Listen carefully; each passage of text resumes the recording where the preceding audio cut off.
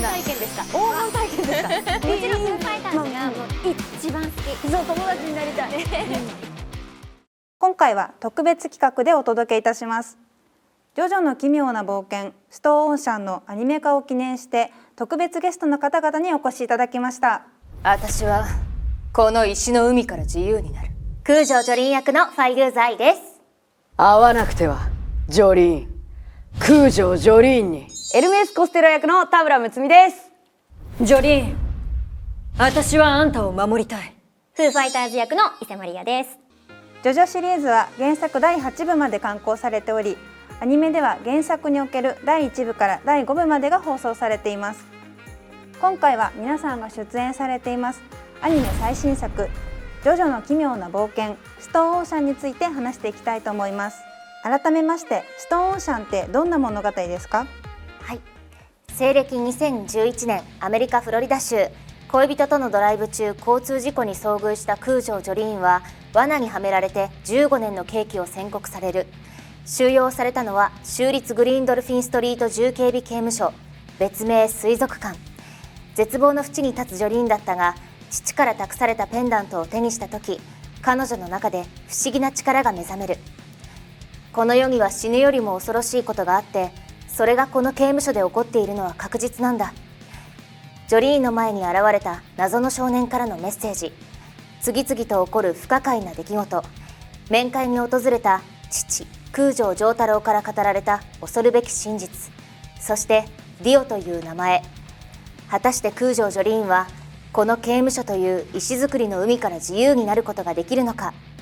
そして100年以上に及ぶジョースター家とディオの因縁に終止符を打つ最後の戦いが始まる。今回アニメ化を記念しまして、実はシュプール本誌ともコラボしております。はい、実は先ほど私撮影させてもらってきたんですけど、いやもう本当にいつも着ないような力強くエネルギッシュな衣装だったので、もう本当になんか着ただけで自分がこう上品でかつ強くなった気持ちになれて、本当にすごい楽しい体験でした。黄金体験でした。黄金体験でした。なるほど。ジョリーンっぽい雰囲気だったの。そうなんですよ。ヘアアレンジとかも結構黄緑のエクステとか、お団子とかもちょっとやってもらったりして、はい、ちょっとすごいなんか憧れのジョリーンに少し近づけたみたいで、本当に嬉しかったです。似合うだろうね。それ雑誌に載るの？そうなんです。わ、いいね。はい。実は過去にもシュプールとジョジョはコラボしてるんです。岸辺露伴グッチへ行くで荒木先生の書き下ろし漫画が掲載されています。はい、そうなんですよ。そうなんです。ご存知ですか？もちろん完全に理解してますので、こちらさすがです。グッチのバッグが登場したりするんですけれども、そのバッグがこんな風に奇妙な物語につながっていくんだっていう、もう本当に私グッチさんも大好きですし、ジョジョも大好きなので、もう夢の共演でしたね。そうなんだね。それではここから第6部のアニメ化を記念して作品を振り返っていければと思います。まずシュプールはモード中心のファッション誌ですが、ジョジョにも魅力的な衣装がたくさんありますよね。皆さんは好きな衣装とかありますか？ありすぎる。そうですね。私はアナスイが好きですよ。6部から。そう、網網でね、あとちょっとこう靴の裏みたいなのがいっぱい貼ってあって。で、あとちょっとこう内股っていうか、なんかそこら辺もなんか少し見えてる感じが、なんか異様にセクシーですよね。確かにね、色ついた時の衝撃半端なくないですかね。でも着こなせちゃうアナスイがすごいですよね。肉体美がね見えるのがいいよね。服を着ながらも。でも前あんなに明け透けなのに後ろがっちりちゃんと生地があるのがなんかまたちょっといいですよね。いいよね、その感じもね。誰が好きですか？私は5部のトリッシュがやっぱすごい可愛くて、でアナスイもだけど、その映像になった時に髪色ピンクなんだって思って、めちゃくちゃ可愛いおしゃれだし、で結構肌の露出もしてるけど、なんかすごくなんだろう、いやらしくないというか、上品さを感じるんですよね。そうなんかヘルシーなセクシーみたいな感じで、すごいトリッシュの衣装好きですね。いいですよね。愛ちゃんはいっぱいありそうだけど、厳選するなら第5部のチョコラータ先生のファッションはやっぱり一見の価値があります。なんかこうパンツもちょっとわざとローライズというか、ダットな感じにしてあって、こう紐パンがこう見えてるんですよ。かつその十字架をかたどるようなレースっぽいこう模様があるんですけど、はいはい、それも彼のそのゲスな部分とかを考えると、一見合わないんじゃないかって思うんですけれども、なんかこうあえてその組み合わせにする荒木先生がもう本当に天才だなと思いました。ちなみに今日お見せになっている衣装はそれぞれのキャラクターをイメージしたものだそうですが、皆さんどうですか？はい。いや、素敵だよね。色もそれぞれね、一箇所ずつ緑っぽいアクセントがこうあってね、共通感もあるし、なんかやっぱジョリーンって黄緑のイメージすごい強いので、ここにもう強めの黄緑でドーンと入れてもらって、ここの網目の糸の感じがすごくストーンフリーっぽさもあるし、最終巻の表紙のジョリーンってまさにこういう素材感のこういうデザインのパンツを履いてるんですよ。だから私こういうデザイン見るたびにあ、ジョリーンだってずっと思ってたから今日着れて嬉しいです。もうジョリーンそのものなんだね。ね、すごい可愛い。じゃあむつみさんは。私からこれがこのね、このシャッってなってるのがね、すごい戦う女感とね、あとね、見てくれるこのほらお金靴なんだよ。お金だったんだ。今日は胸じゃなくって靴に仕込んでみましたみたいなね。家出少女じゃねえんだからってジョリーンに言ってたのに靴に隠すの。そうそうなんですよ。かっこいい。そういうイメージをしてくださったそうです。素晴らしい。はい。マリアさんは。私はなんかスタイリストさんに最初お会いした時に、もうフーファイターズにぴったりの衣装が見つかったんですよって言っていただいて、そしたらちょっとそのやっぱフーファイターズってもともとプランクトンだったので、なんかちょっとそういうなんかこううにょうにょうにょみたいな、やっぱそういうものがちょっとこの辺のひらひらにも入っているし、なんかあとこういうちょっとこうやっぱとんがったところとかこういうジグザグなところもフーファイターズの髪型、天才、そうジグザグがちょっとこうインスパイアされてますみたいにおっしゃってて、うわもう本当その通りだと思って。確かにすごいね。素晴らしいですよ。続いてジョジョで一番好きなキャラクターを教えてください。そりゃもちろんジョリーンですよ。まあそうだよね。でも私も好きだよジョリーン。もうめちゃくちゃかっこいい。やっぱりその自分が一番大好きなキャラクターを演じられるなんてもうこんなに光栄なことないんですよ。そうだよね。なんかもうどこが好きかってもう上げてったらきりないし、もう本当に言い尽くせないんですけど、かっこいいところ大好きなんですね。とにかくどんな状況だろうが諦めないし、もともと最初から強かったわけじゃなくて、どんどんこうジョータロを助ける、お父さんを助けるっていう目的に向けて強くなってって努力を続けられるところが本当にもう女性としてもですし、もう一人の人間としてものすごく尊敬してますね。成長度合いがすごいよね。いや本当にそうなんですよ。むつみさんは？私はエルメスですかね。何番って言われるとすごい難しいけど、やっぱでもエルメス好きですかね。エルメスかっこいい。なんていうんですかね、覚悟が決まってるっていう意味では本当にジョリーンと引けを取らないぐらい、やっぱなんかその姉をね、あんな形でみたいな、まああんま深くはまだ言えないとは思いますけれども、なぜ刑務所に入るに至ったかっていうね、その覚悟ですよ。それと刑務所で初めて会ったジョリーンに対してもすごい親切にしている感じが、人としてやっぱ人としてって大事ですね。本当なんかいい人だなっていう、すごく素敵な人だなって思いましたね。大好きです。友達になりたいです。そう、友達になりたい。伊勢ちゃんは？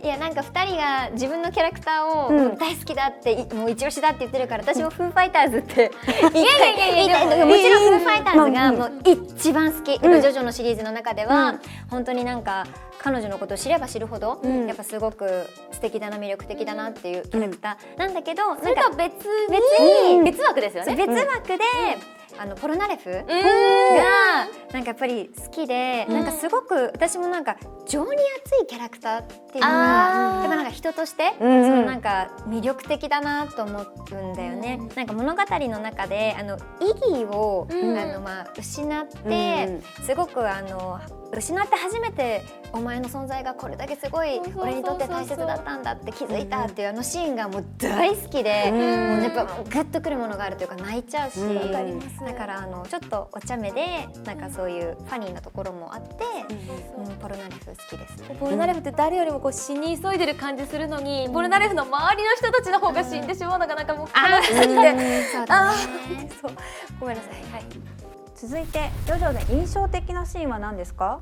これ私なんですけど、やっぱり第3部の、空城城太郎とリオの最終決戦シーンがめちゃくちゃ好きで印象に残ってて、なんか城太郎のてめえは俺を怒らせたっていうセリフもなんか名台詞じゃないですか。このシーン大好きなんですよね。わかります。こちらは動画をご用意しているのでぜひご覧ください。はい。やった。方法などどうでもよいのだ。そうだ、この血の目つぶしは